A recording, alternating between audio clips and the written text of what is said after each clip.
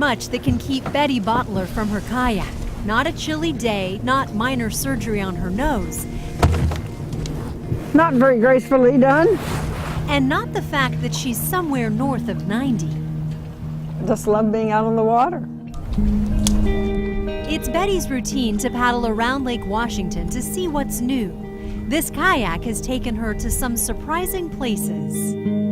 Went around this pier, and it was a nude bathing beach. So there are some interesting things on the lake if you go far enough. One morning, Betty was checking out progress on the new 520 bridge when a storm blew in. I could not go into it. It was so strong. Betty couldn't get back home. Really rainy and cloudy, and there were lots of waves on the water, and I heard like a really distant help. Anjali Knowles was about to get in her car when she heard the faint plea.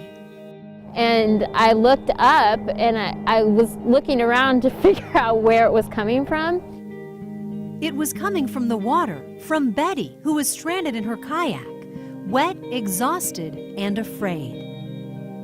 And this elderly lady was in a big orange kayak. It was probably about 20 feet out right here.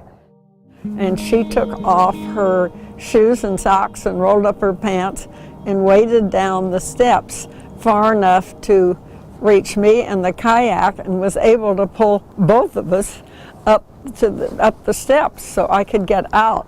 And then we got the kayak out. And then the nicest thing, she drove me home because I was about 3/4 of a mile away and freezing cold. She drove me right back home. I think it's just really important to be aware of what's going on around you. You just don't know when you could impact people's lives.